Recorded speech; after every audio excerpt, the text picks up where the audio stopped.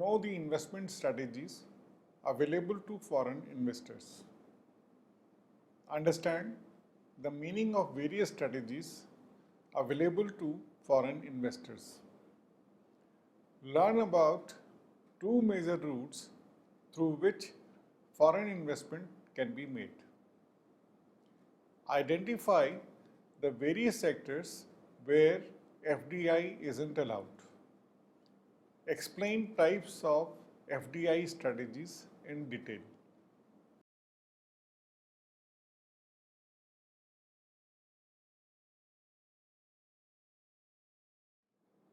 Foreign investment plays a very important role in boosting the growth of the Indian economy. It also helps India in terms of building up the foreign exchange reserves, thereby improving the foreign exchange rate of the Indian rupee, which is one of the crucial elements for any budding developing country like India.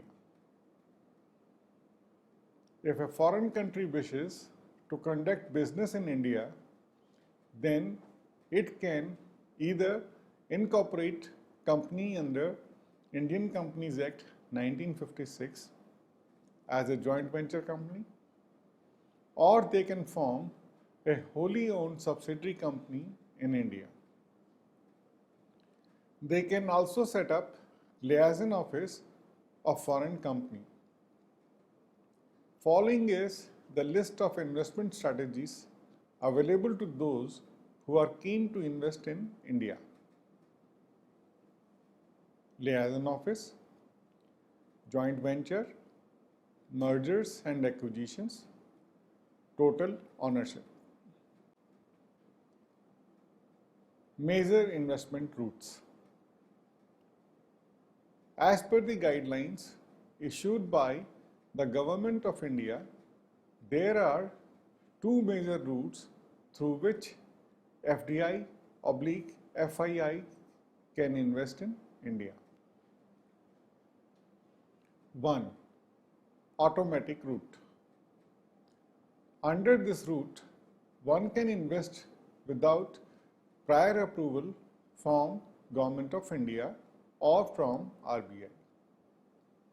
Under automatic route, there are list of activities specified by Government of India or RBI where companies do not need to take prior approval from them. They can invest in any of the activities mentioned in that list of automatic approval activities. But RBI needs to be informed within 30 days of inflow or issue of shares by the company to the foreign investors. 2. Government route. Under this, company willing to invest needs to take prior approval from FIPB.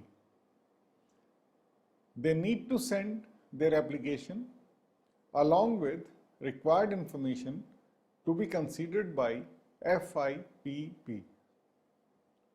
Once they accept their request, only then investment can be made. In India, there are certain sectors where FDI is not allowed. They are as follows: atomic energy, lottery business, gambling and betting, business of chit fund, Nidhi company, agriculture and plantation activities except tea plantations, housing and real estate business except development of townships, construction of residential/commercial premises, roads or bridges to the extent permitted under FEMA. Trading in transferable development rights. Manufacture of cigars, cheroot, cigarillos and cigarettes of tobacco or of tobacco substitutes. Strategies of FII. Liaison Office. Investors as well as companies willing to invest in India so as to take the advantage of liberalized FDI norms have various options, and one of them is opening a liaison office in India. This will enable them to look for facilities to promote their business activities. Liaison office does not engage in actual production or trading activities. They are just a source of communication channel between parent company abroad and Indian company. Liaison office does not perform any production activity, and therefore they are continued with private inward remittances available from the parent company abroad. There are various activities which are performed by liaison office, namely assist in process of communication between foreign parent company and the parties established in India, helps in finding out the potential market opportunities, promoting the export and import activities, enabling financial as well as technical activities between foreign parent company and the parties established in India. As per RBI guidelines, with effect from 1st February 2010, foreign companies that wish to set up a liaison office are supposed to submit the application available on the website of RBI along with the required documents. There are two ways under which their request is considered to open a liaison office. A. Reserve Bank route. Those companies which fall in category of automatic route where 100% FDI is allowed can set up a liaison office through this route. B. Government route. When business of foreign parent company falls in a category where 100% FDI through automatic route isn't allowed, then they have to follow government route. Such applications are considered by RBI after consultation with Ministry of Finance, Government of India. It is an important requirement for a liaison office to report profit during immediately 3 preceding financial years in their own home country, and their net worth should not be less than USD 50,000 or its equivalent. Joint venture. Under joint venture, a foreign company collaborates with domestic company and works together towards a certain goal. It has certain advantages like limited liability, market penetration, local partners' expertise and experience, etc. There are certain vital considerations which needs to be looked into by the parties entering into joint venture contract. Choice of joint venture partner. It is important for each party to consider pros and cons of entering into joint venture contract. Due diligence. Rules and regulations of each country should be properly taken care of. Clearly defined agreement. Agreement among parties should be clearly defined. Terms of shareholders' agreement should be reflected in the articles of association of the company. Share transfer restriction in a private limited company. Disproportionate voting rights, that is veto power. Agreement for future issue of share capital. Dispute resolution. non-disclosure of confidential information post-termination. These are few of the various considerations which need to be focused on by the parties entering into joint venture contract. Mergers and acquisitions. This is one of the very common strategies followed by the companies which wish to enter into contract through FDI. Instead of targeting the market individually, many companies join hands with big companies so as to work in collaboration with them. The biggest advantage available from this type of brownfield strategy is that it is comparatively quicker in terms of execution, while other forms like joint venture, greenfield investments take time to execute. Various other advantages of mergers and acquisitions are helps in acquiring assets of domestic firm rather than starting from the very scratch. Helps in increasing efficiency of both the parties involved. Also helps in sharing and transferring of capital, technology, as well as management expertise, resulting into synergistic benefits. Total ownership. Under this strategy, a company invests in domestic company completely on its own. Firm investing in domestic country invests in manufacturing activities, administration facilities, etc., but does not take any help from existing firms and establish all the required activities on its own with its own capabilities. Such type of FDI is also called greenfield investment. It offers advantages like avoidance of risk related to payment, helps in retaining full control and ownership, and also avoids the problem of integration among the parties.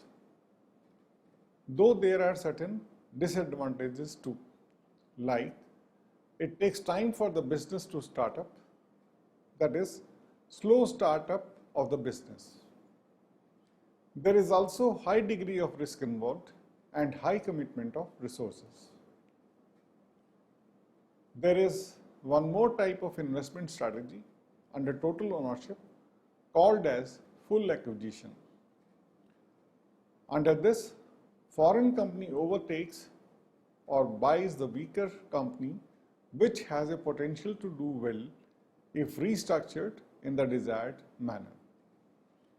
This is generally done when foreign company has the desired technology, management expertise, which can help the weaker company whose resources are unutilized and can be used in an efficient manner with the help of foreign investor. A report by the Working Group of Capital Markets Consultative Group on foreign direct investment in emerging market countries talks about various strategies used by companies investing through FDI.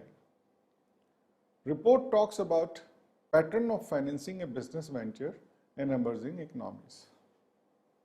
A survey was conducted on investors in order to find out the pattern they prefer to manage their financial needs.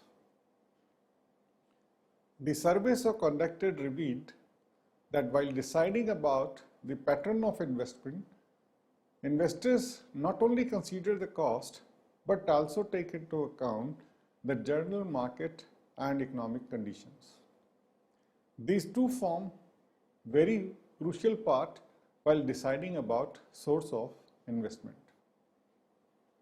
The report also reveals various cases and the relevant strategies undertaken in certain cases of FDI. They observe nature of suitable investing in emerging countries and points are summarized as follows. While starting investment through greenfields, mostly companies favor 100% of investment through equity. This helps them in retaining control over the management of the organization.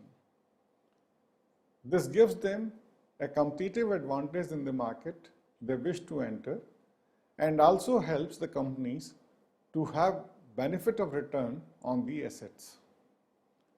But at the same time, small investors as well as those large companies in extractive sectors prefer equity partners for some reasons. Such arrangements help companies to diversify their investment risks, as well as this arrangement increases the scope of operations of the business. The report also reveals that some investors, because of the entry requirement criteria, participate as a joint venture along with the local companion, which mostly give them an upper hand advantage, and they are able to place a stronger control in emerging economy. Not only equity investments are important, but debt-related borrowings are equally important for companies. Projects which are capital intensive require certain contribution of debt proportion as well. Debt borrowings, either through intercompany loans or through project loans, which are often collateralized by the companies, are raised from international banks and markets. They serve as a huge source of finance for projects which are capital intensive in nature. Not only debt and equity serve as a source of investment for the companies, but also loans from International Finance Corporation (IFC) and windows of regional development banks, etc. While deciding about the proportion of capital structure of a company, capital market conditions as well as FDI investors base are important consideration. Debt equity proportion also depends on the type of business venture undertaken. Capital structure not only helps in deciding about financial soundness, but helps in identifying the risk associated along with the cost factors. Different companies prefer different proportion of debt and equity. According to the report, many times managers of holding companies pressurize their subsidiaries to borrow from external sources. Managers are also considering options of investing their retained earnings for the purpose of investment. Reinvesting of retained earnings provide a big source of finance for FDI. Report found out that where chances of growth are good, earnings are generally reinvested, but in expansion projects which are generally risky, chances of investment of all the retained earnings seem difficult. Lastly, managers are also increasingly focusing on borrowings from local country. They are gradually moving to prefer borrowings in local currency, at least for the purpose of daily operations.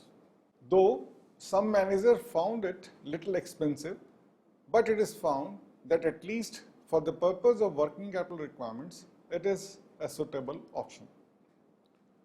So the report was useful in the context of assessing various options possible and viable for the purpose of investment and source of finance for FDI. It provides us insight of various options possible and the merits and demerits associated with each of them. Importance of FDI in tourism industry. Tourism is one of the budding sectors of the Indian economy. India being land of temples, historical places, ancient structures, easy access to hospitals, infrastructure, etc., has lot to offer to people. There are a lot of positive aspects associated with promotion of tourism industry.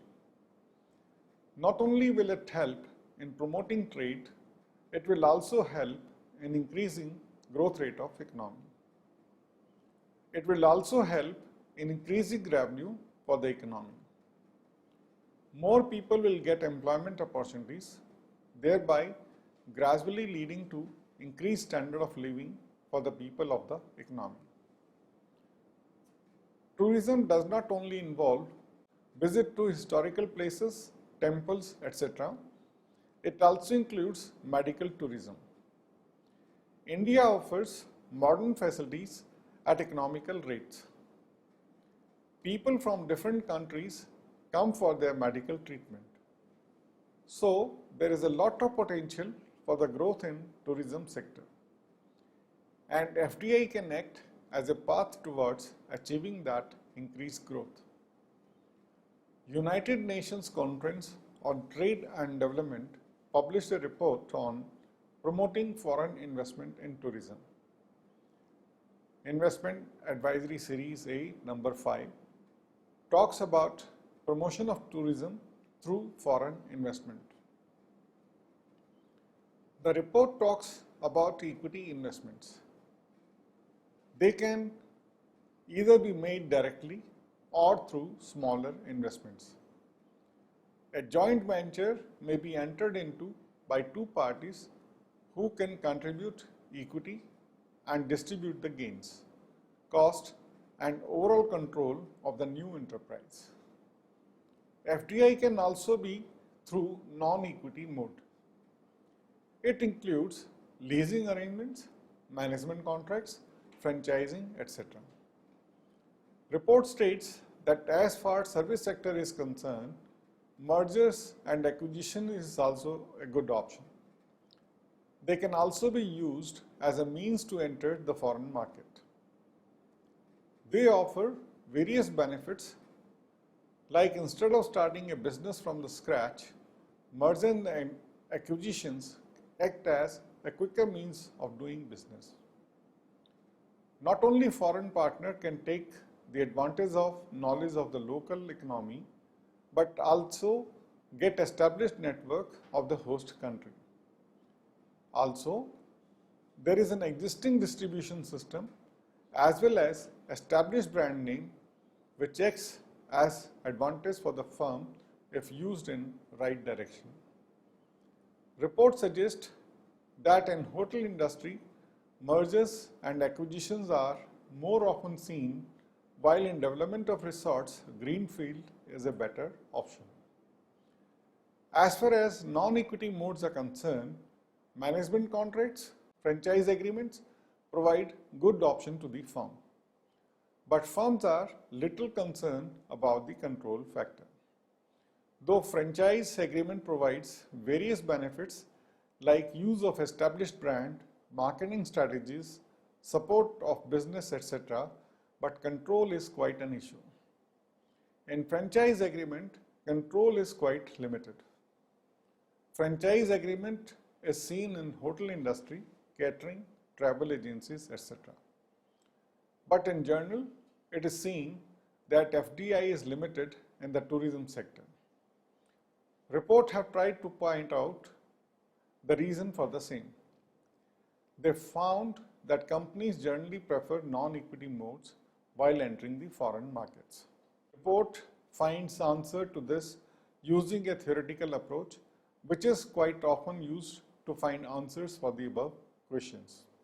According to the theoretical approach, firms will invest abroad if ownership, location, and internalization are found together. Ownership stands for possession advantage. Location stands for location advantage like easy access to market, cheap and abundant labor, climatic conditions, etc. Internalization refers to the benefits firm gets from controlling business activity rather than hiring local firms for the same. This model or approach is commonly known as OLI paradigm. OLI stands for ownership, location, internalization paradigm. Ownership and internalization help the firm in determining whether FDI is an attractive strategy or not for the firm. While location helps the firm in deciding which country should the firm invest in, so we can very easily conclude from the above information that there are various strategies available with the firms to enter in the foreign market, but each has its own pros and cons. So firms should be very careful while selecting the strategy that suits them the most.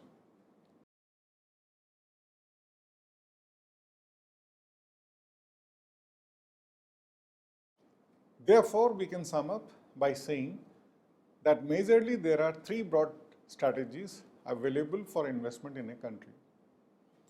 They are namely liaison office, joint venture and mergers and acquisitions. Each of them has their own merits and demerits. Every country should consider them before taking any decision. This module also talks about importance of FDI in tourism sector. There are various modes through which it can take place like leasing, management contracts, etc. Each of them should be carefully weighed before taking any decision. They are important not for any one country but for all of them, that is both the countries.